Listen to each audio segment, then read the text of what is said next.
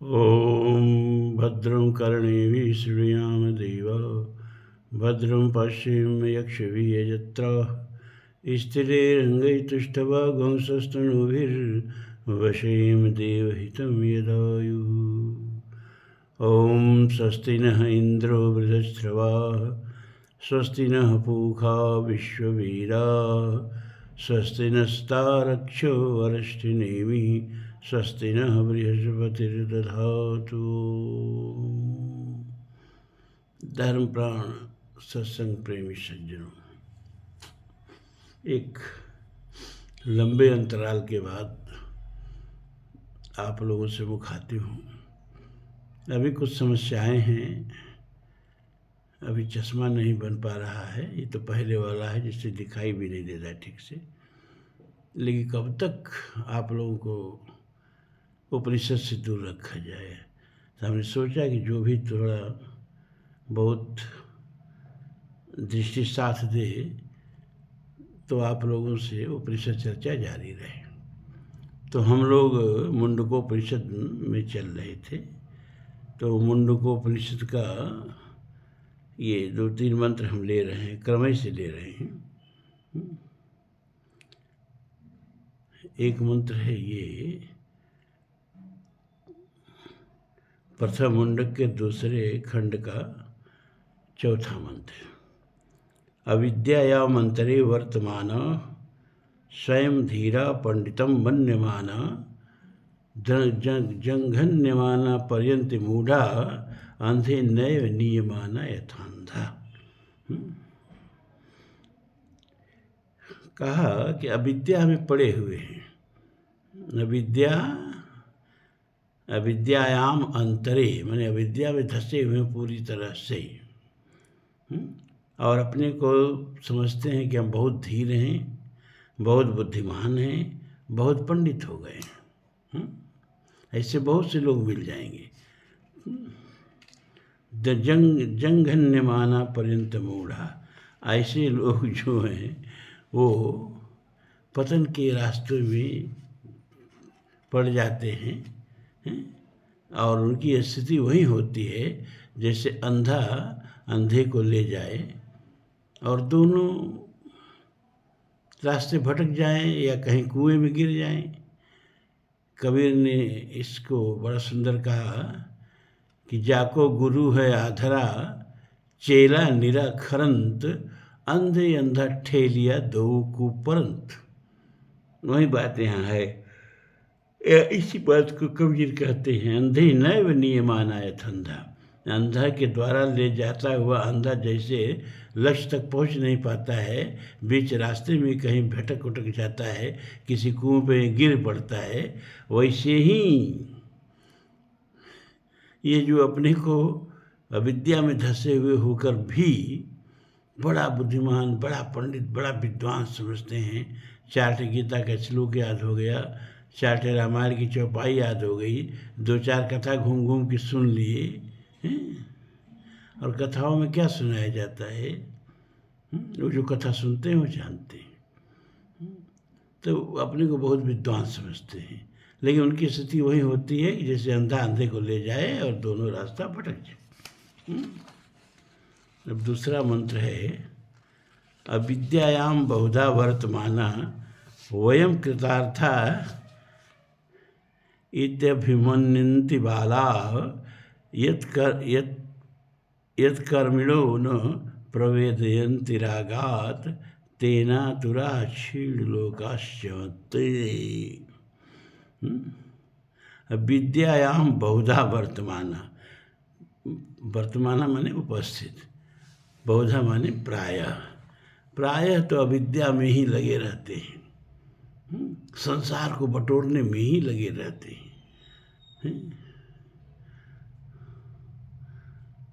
वयम कृतार्था इति अभिमन्यन्ति बाला, और ये बाल बुद्धि के लोग अपने को समझते हैं कि बस अब हम एकदम कृतार्थ हो गए, ऐसा अभिमान लेकर के चलते हैं, है ना।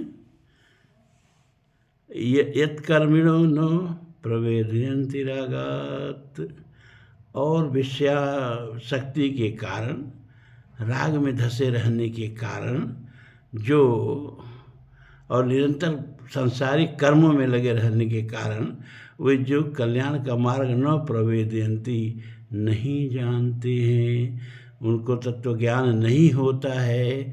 तेनातुरा शीललोकश्चवन्ति, वे तेन आतुरा, तेन आतुरा, आतुरा माने दुखी होकर के, तेन माने वे, क्षीण लोकाश्चवन्ति माने अत्यंत क्षीण लोकों में गिर जाते हैं, अत्यंत क्षीण लोकों में गिर जाते हैं। इसीलिए ईशावास्योपनिषद में कितना सुंदर मंत्र आता है, अंधा तमः प्रविशन्ति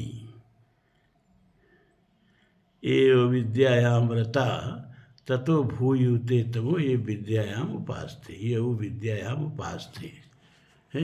अंधा तमः प्रविशन्ति, जो कि अविद्या में ही रत हैं, अविद्या में ही लगे रहते हैं,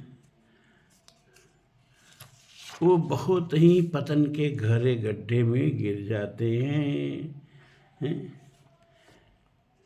ततो भूयुते तमो, उनसे भी पतन के गहरे गड्ढे में वो गिर जाते हैं जो विद्यायाम उपासते, बस परलोक की साधना में लगे रहते हैं। देखिए बहुत महत्वपूर्ण मंत्र है ये, अंधः तमः प्रविशन्ति एव विद्यायाम उपासते। अविद्या माने क्या?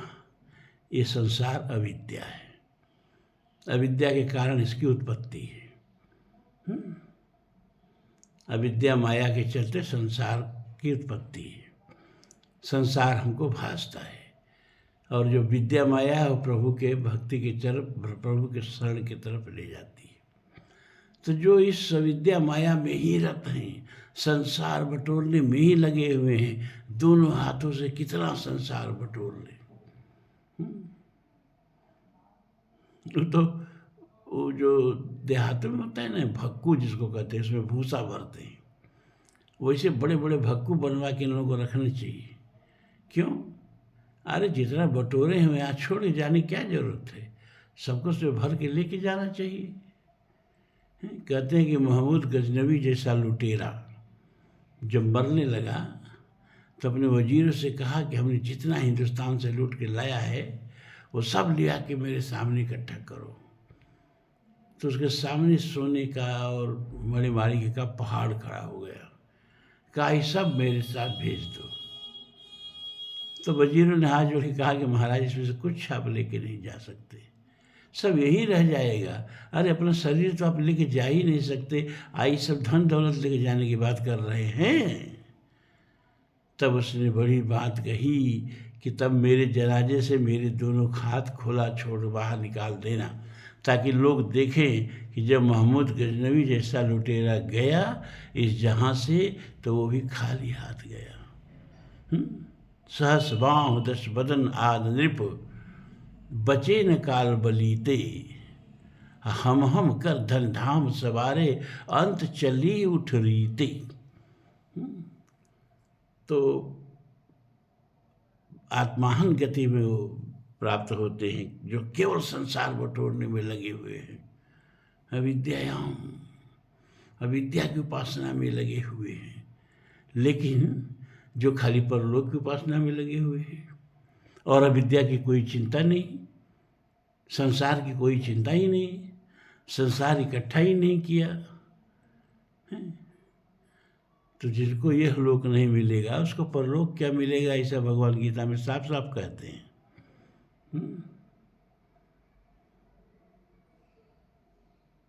नायम लोको अस्य यज्ञस्य कुतो अन्य कुरुषोत्तम, गीता में भगवान कहते हैं अर्जुन से कि जो यज्ञ नहीं करते उनके लिए तो यह लोक भी नहीं है हे अर्जुन, तो परलोक की क्या बात करें। मतलब भगवान साफ साफ कह देते हैं कि परलोक भी उसी का है जिसने यह लोक कमाया है, जिसने इस लोक में धन कमा के धने धर्म तथा सुखम, धन को फिर धर्म में लगाया है। यह लोक जिन्होंने समृद्ध किया है, अपने घर का चूल्हा जलाया है और सैकड़ों घरों के चूल्हों को भी जो जलाया है, जिसके उद्यम से, जिसके उद्योग से। जैसे हमारे डॉक्टर साहब बैठे, इन्हीं को ले लीजिए। अब इनके जितने प्रकल्प हैं और उसमें जितने कर्मी हैं, 3-3 लाख रुपए महीने सैलरी पाने वाले लोग हैं, सैकड़ों लोग हैं जिनके घर के चूल्हे इनके प्रकल्प से जलते हैं, एकमात्र इनके उद्यम से जलते हैं। सैकड़ों लोगों को रोजगार मिला हुआ है। लोग ऐसे कमाया जाता है कि अपने घर का भी चूल्हा जलाओ और दूसरे घर का भी चूल्हा जला दो। ऐसे महापुरुषों का जीवन बट वृक्ष की तरह होता है। वह विशाल बट वृक्ष जिसकी शाखाओं पर सैकड़ों पशु पक्षी घोंसले लगाते हैं, उसके गोदे से अपना पेट भरते हैं और जिसकी छाया में लोग शांति पाते हैं, सुख पाते हैं और जिसके द्वारा दी हुई प्राणवायु से जिंदा रहते हैं। इस तरह से लोग कमाया जाता है। और यह पशु प्रवृत्ति है जो आप ही चरे, मनुष्य है वही जो मनुष्य के लिए मरे। अपना पेट तो पशु भी किसी तरह से भर ही लेता है। जो लोग अपने ही पेट भर पाते हैं, उन लोगों के जीवन में पशु के जीवन में कोई अंतर नहीं है। आपके होने से समाज के कितने लोगों का जीवन सुखमय है, ये देखना चाहिए। 2-3 चीज़ें अपना लेनी चाहिए। एक तो ये कि हम अपना ही पेट भर रहे हैं, क्या 2-4 लोगों को भी पेट भरने में सहायता कर रहे हैं। अपने ही जी रहे हैं कि 2-4 लोगों के जीवन को जीने में सहायता कर रहे हैं। एक तो यह अपना आत्मनिरीक्षण करना चाहिए। और दूसरा ये कि जितने ज़िंदगी जन्म से लेके यहाँ तक जितनी दूरी चले हो, जितना दूर आए हो, पीछे मुड़ के देखो, किसी को दुख तो नहीं दिया। मेरी कृत्यों से किसी के आह तो नहीं निकली, किसी की आंखों में आंसू तो नहीं आए। अगर आए न तो प्रायश्चित कर लो, जैसे भी उसका प्रायश्चित कर लो, नहीं तो आगे की राह बड़ी कठिन होने वाली है, बहुत कठिन होने वाली है। एक भी व्यक्ति अगर पीछे छूट गया रोता हुआ, श्राप देता हुआ, आपके आचरण से दुखी होता हुआ, आहत होता हुआ एक भी व्यक्ति छूट गया न, तो उन्नत लोकों में जाने से आपके मार्ग को रोक देगा। इतना जान लो। इसी जन्म में उसका प्रायश्चित करो। पूजा पाठ करना, घंटी हिलाना, तीर्थ जाना, मंदिर जाना, यही धर्म नहीं है। ये भी धर्म है कि पीछे मुड़ के देखो कि किसी का दिल तो नहीं दुखा है, आज तक नहीं दुखाया तो बहुत बड़ा काम कर लिया। अब देखो कि कितने लोगों के होठों पर हमारे आचरण से मुस्कान आई, कितने हृदयों से मेरे आचरण पर धन्यवाद और आशीर्वाद फूट रहा है। ये देखो, ये ऊपर के लोगों के चढ़ने में न ये बहुत बड़ा पाथी साबित होगा, बहुत सहायता मिलेगी। ये जीने का तरीका है। केवल संसार बटोरने की निंदा नहीं किया गया है यहाँ। केवल परलोक का चिंतन जो लोग करते रहते हैं, संसार की चिंता नहीं करते हैं, वो दूसरे पर बोझ हो जाते हैं। जिस समाज में जीते हैं उस समाज पर बोझ हो जाते हैं। एक पैसा कमाएंगे नहीं, अपना भी उधर पूर्ति भर नहीं कमा पाएंगे और परलोक की बातें करते रहेंगे। अरे पहले इहलोक की बात, गीता में भगवान साफ कहते हैं कि पहले इहलोक की बात करो तब परलोक की बात करो। तो क्या करना चाहिए? तो भगवान कहते हैं कि विद्याम च अविद्याम च, ऋषि कहता है उपनिषद में, यस्तद वेदो भयम सह अविद्याम मृत्युम तीर्त्वा विद्यामृतम अश्नुते। जो संसार को और परलोक को दोनों को कमाते हैं, अरे भाई, संसार तो हमारे हाथ में है, तो हम कमा लेंगे, पर लोग कैसे कमाएंगे? तो बार बार हम बताते हैं, जैसे देहात में देखे होंगे आप लोग, जो रस्सी वस्सी बनती है, बैलों का जो पगहा बनता है, जो डोर, पहले तो कुएं थे ना, पानी खींचना पड़ता था, डोर बनती थी। अब तो कुएं ही नहीं रहे, तो डोर भी नहीं रही। आने वाले बच्चों से कहो डोर, तो समझ ही नहीं पाएंगे कि डोर क्या चीज़ होती है। तो डोर और जो बनती थी तो कैसे बनती थी, है ना? वो सन का अपना रस्सी लपेटते थे लोग, तो किसी गस्ते गुस्ते में खोटी ओटी में एक सिरा बांध देते थे और दूसरे सिरे को ऐंठते जाते थे और हम दूर तक चले जाते थे ऐंठते हुए। और वो जो सिरा खूंटी में बंधा है, जो अपने हाथ में नहीं है, वो भी ऐंठ जाता था। ऐंठ तो रहे अपने हाथ वाले सिरे को, बट तो रहे अपने हाथ वाले सिरे को, लेकिन वो जो दूर रस्सी में बंधा हुआ सिरा है, अब पूरी रस्सी बट जाती थी।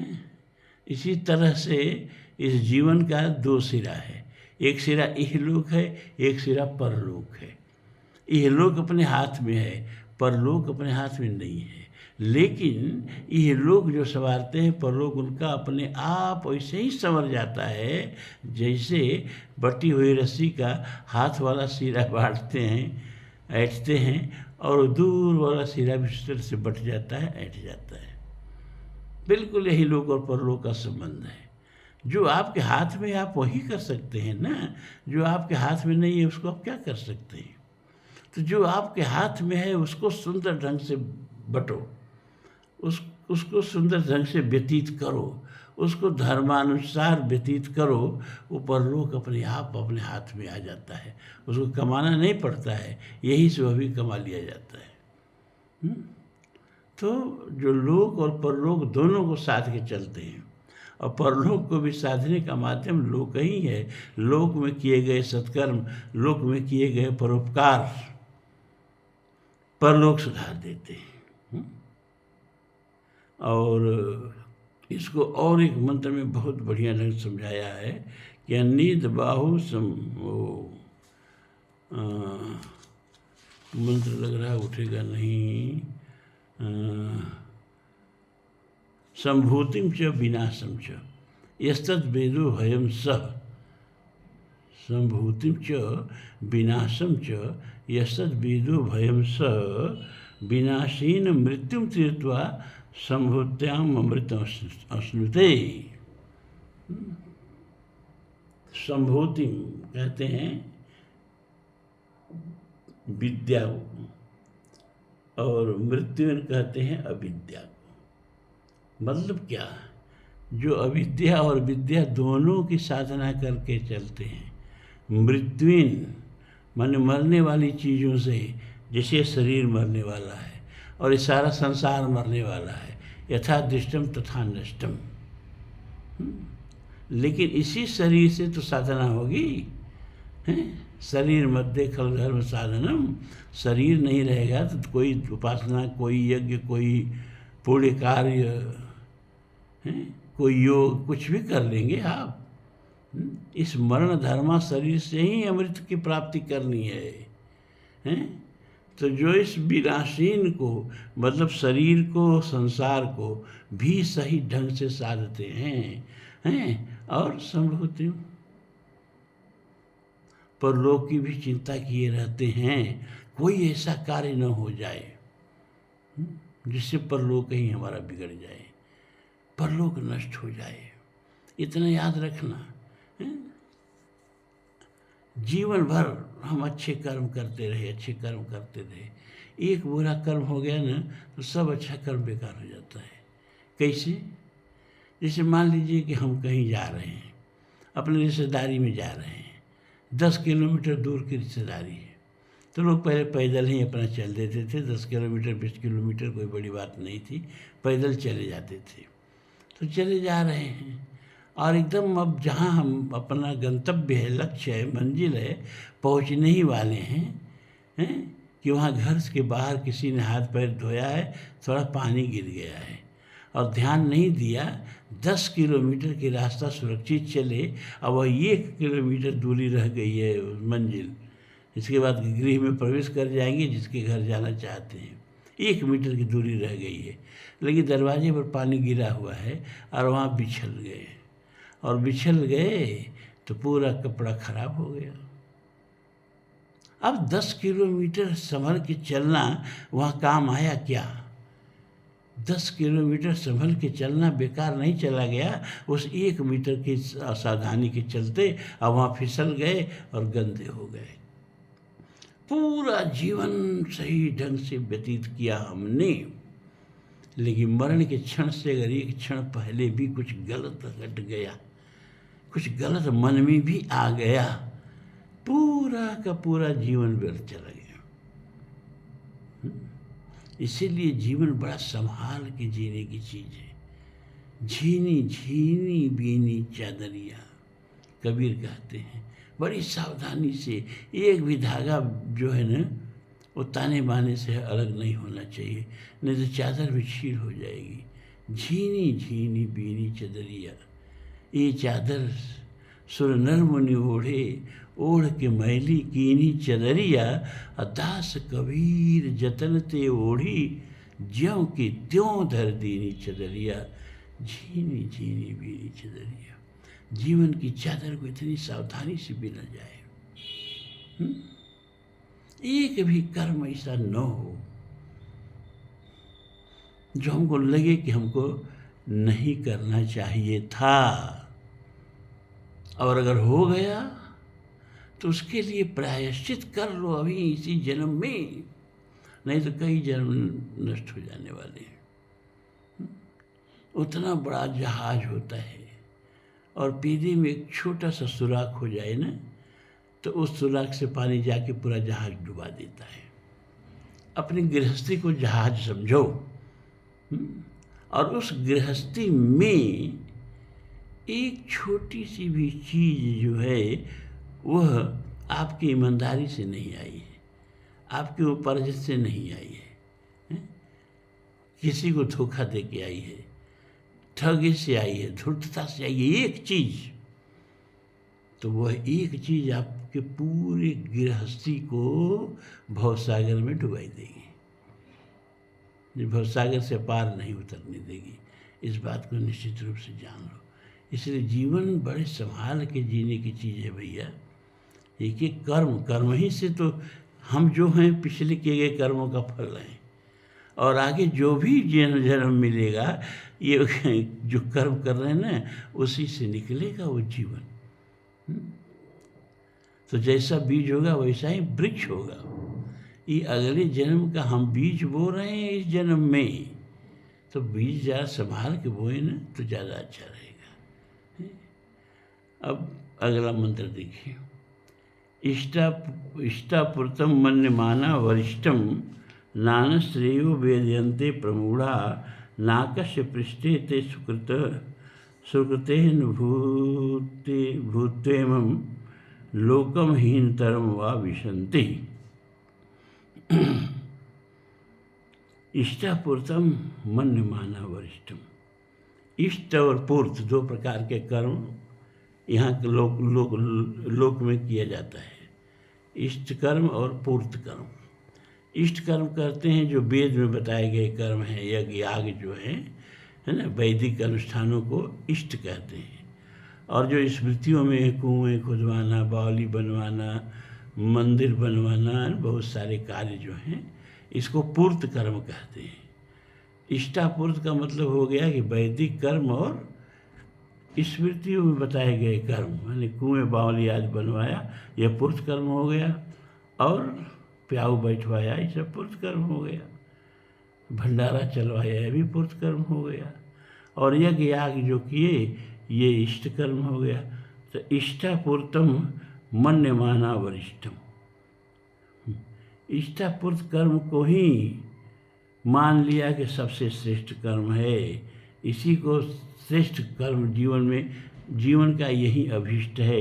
नानश्रेयो वेदयन्ते प्रमूढ़ है, और जो ये तो प्रिय हो गया, सांसारिक कर्मों को करना, साधना करना, सांसारिक संसार को जुटाना प्रिय हो गया। और इस सांसारिक प्रिय के माध्यम से परलोक को सुधार लेना ये श्रेय होता है। यही जीवन सब कुछ नहीं है, ये जीवन अगले जीवन के लिए है। अब यह लोक परलोक के लिए है।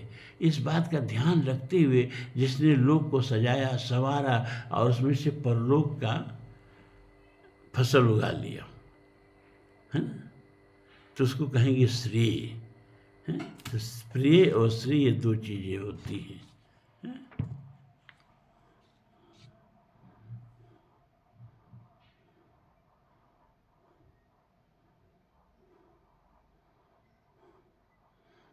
तो नान्य श्रेयो वेदयंते प्रमूढ़ा। और कहेंगे मूढ़ लोग कि बस परलोक नाम की कोई चीज़ नहीं है, मरने के बाद आत्मा नाम की कोई चीज़ नहीं है। ये श्रेय मेरे क्या होता है, जो है सब संसार ही है। संसार को कमाओ, संसार को बटोरो, संसार में दुखी सुखी रहो। नाकस्य पृष्ठे ते श्रुकतेनुभूते तुम। नाकस्य पृष्ठे ते श्रुकते अनुभूतेमम। नाकस्य माने कहते हैं स्वर्ग को, नाक माने स्वर्ग, पृष्ठ माने पीठ। नाक अस्य पृष्ठे माने स्वर्ग के ऊंचे स्थान में, ते माने वे मूढ़ लोग जो सांसारिक कर्म कांडों को ही सब कुछ समझते हैं। सुकृते अनुभूतेमम, अपने किए गए सत्कर्मों के फल का अनुभव करके। ऐसा नहीं है कि अब यहाँ सत्कर्म किए तो उसका फल नहीं मिलेगा।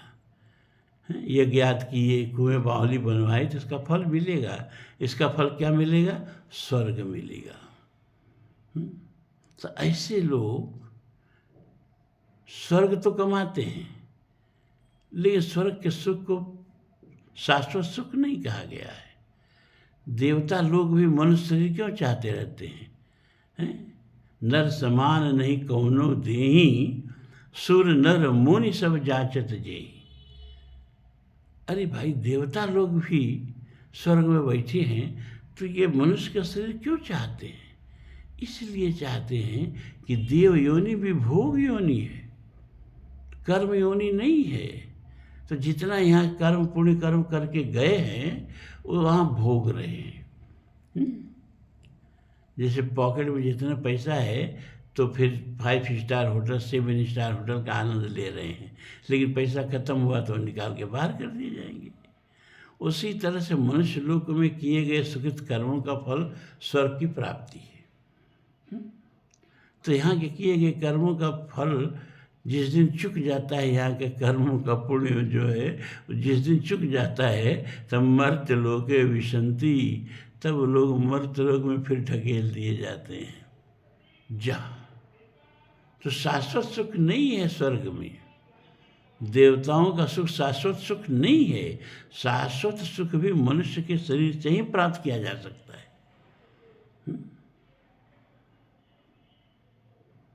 और उसी कर्मों के द्वारा प्राप्त किया जा सकता है।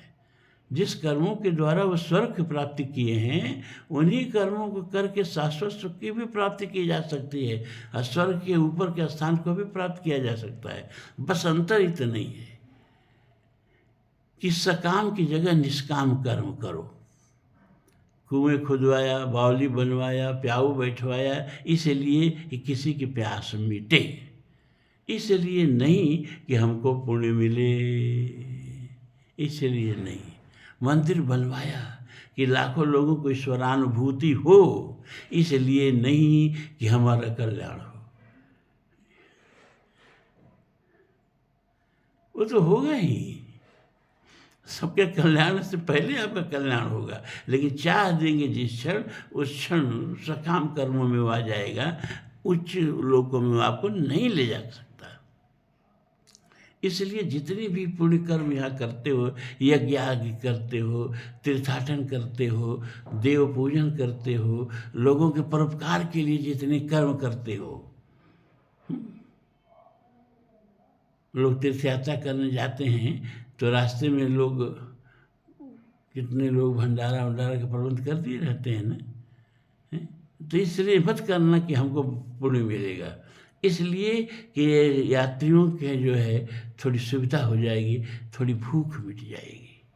कर्म एक ही है, उद्देश्य बदल गया तो कर्म का मूल्य बदल गया। शेक्सपियर का लाइन है, nothing good or better, nothing good or bad, but our intention makes it सो।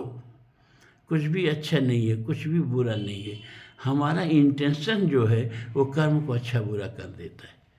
तो ये कहीं कर्म है प्याऊ बैठवाया, लेकिन अगर इस भाव से बैठवाया कि लोगों की प्यास बुझेगी, उसका मूल्य बहुत हो गया, और इस भाव से बैठाया कि हमको पुण्य मिलेगा, तो उसका मूल्य एकदम गिर गया। तो नाकस्य पृष्ठे ते सुकृते अनुभूत्वेमं, ऐसा नहीं है कि प्याऊ बैठवाए अपने इस पुण्य के लिए, तो उसका पुण्य नहीं मिलेगा, मिलेगा, उसका पुण्य मिलेगा स्वर्ग, उसका फल मिलेगा स्वर्ग। जब स्वर्ग जब मिलेगा तो बहुत समय के लिए नहीं मिलेगा, जब तक कि पुण्यों का वेग रहेगा, पुण्य कर्मों का वेग रहेगा, तब तक आप स्वर्ग में रहेंगे। जब पुण्य कर्मों का वेग खत्म हुआ तो नीचे टपक पड़ेंगे। और सुख के बाद जब दुख आता है ना, तो दुख असहनीय हो जाता है। दुख के बाद सुख आए, चिलचिलाती धूप के बाद छाया मिले, तो छाया कितनी सुखद लगेगी, लेकिन शीतल छाया के बाद चिलचिलाती धूप मिले तो जो स्वर्ग से धकेल ले जाते हैं फिर नीचे, वो बेचारे बड़े दुखी होते हैं, क्योंकि उस सुख की याद बराबर आती रहती है ना। इसलिए कर्म तो करना ही होगा, लेकिन निष्काम कर्म करो। अपने ही कर्म का मूल्य छोटा मत कर दो, अपने कर्म का मूल्य बड़ा करो। और बड़ा कैसे करोगे? जब वह कर्म समाज के लिए होगा, लोकोपकार के लिए होगा, या सबसे ऊपर चल करके भगवान कहते हैं मत कर्म कृत, मेरे लिए कर्म करो। सोचो कि ये कर्म करने से भगवान प्रसन्न होंगे, वो कर्म करो। ब्रह्मण्याधाय कर्माणि संग त्यक्त्वा करोति लिम्पते सह न पापेन पद्म पत्रैवंबशा। ब्रह्मण्याधाय, परमात्मा को सुख पहुंचाने के लिए, परमात्मा को अच्छा लगे, हमारे इस कर्म से परमात्मा प्रसन्न हो, अरे ये सोच के कर्म करो न भैया। तो कोई भी पाप कर्म से अगर पाप भी उत्पन्न हो रहा है तो पाप लगता नहीं है, क्योंकि कर्म करने का उद्देश्य हमारा पाप करना नहीं है। क्योंकि सर्वारंभा ही दूषेण धूमेवाग्निवावृता, सर्वारंभा, कोई भी कार्य करो, यज्ञ याग करो, उसमें भी कितने जीव जंतु मर जाते हैं। कुआं बावली खुदवाओ, उसमें भी कितने जीव जंतु मर जाते हैं। अरे कोई भी ऐसा कार्य नहीं है कि जिसको करो और उसमें कुछ कलमश न हो। लेकिन जब वह काम हम परमात्मा के प्रत्यर्थ कर रहे होते हैं, लोकोपकार के लिए ही कर रहे होते हैं, तो उस कार्य में अगर कुछ कलमश भी है तो उसका पाप हम पर नहीं चिपटता है। तो कह रहे हैं कि नाकस्य पृष्ठे ते सुकृते अनुभूतेमं लोकमहीनतरम वा विशन्ति। तो अपने किए गए सुकृत कर्मों का फल स्वर्ग में अनुभव करके, और लोकमहीनतरम, इस मनुष्य लोक में या इससे भी नीचे के लोक में, पशु कीड़े मकोड़े आदि के योनियों में गिर पड़ते हैं। तो आज इतना ही, आज हमने शुरू किया, जैसा भी दिखे, और हमें लग रहा है दो चार दिन में बन जाएगा चश्मा। आज इतना ही रहने दे रहे हैं।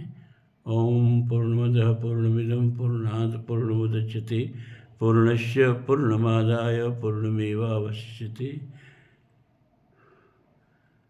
सर्वे भवन्तु सुखिनः, सर्वे सन्तु निरामयाः, सर्वे भद्राणि पश्यन्तु, मा कश्चित् दुःखभाग् भवेत्। असतो मा सद्गमय तमसो मा ज्योतिर्गमय मृत्योर्मृतं गमय।